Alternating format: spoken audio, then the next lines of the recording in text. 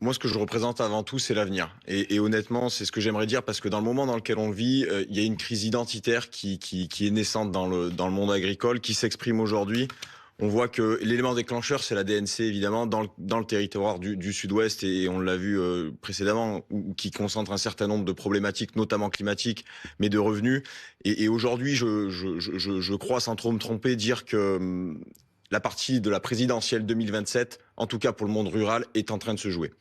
Et je ne peux pas me résoudre, moi, en ayant une vision d'avenir, une vision économique, de croire en l'avenir, d'installation des jeunes, de se résoudre à une polarisation du débat. C'est-à-dire qu'on aurait l'extrême droite d'un côté et l'extrême gauche de l'autre côté. C'est ce qui est Avec... en train de se jouer dans les syndicats, hein. On le sent bien, on le sent dans C'est ce qu'on on le voit. sent dans les mots utilisés même par les agriculteurs sur le terrain. Et donc aujourd'hui, évidemment, les agriculteurs sont contractés, mais il y a tout le reste et il y a tout ce qu'on veut amener pour l'avenir. Moi, je voudrais vous dire ici sur le plateau que les choix qu'on fait aujourd'hui pour l'agriculture, pour les territoires ruraux, sont cruciaux.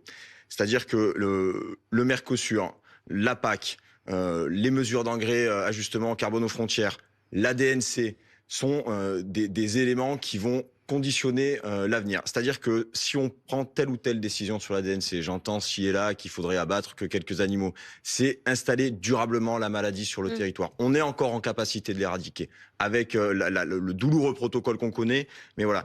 Pourquoi on veut l'éradiquer? Parce que demain, si on ne l'éradique pas, on hypothèque notre filière bovine française, laitière et viande. Et ça, nous, on peut pas le concevoir.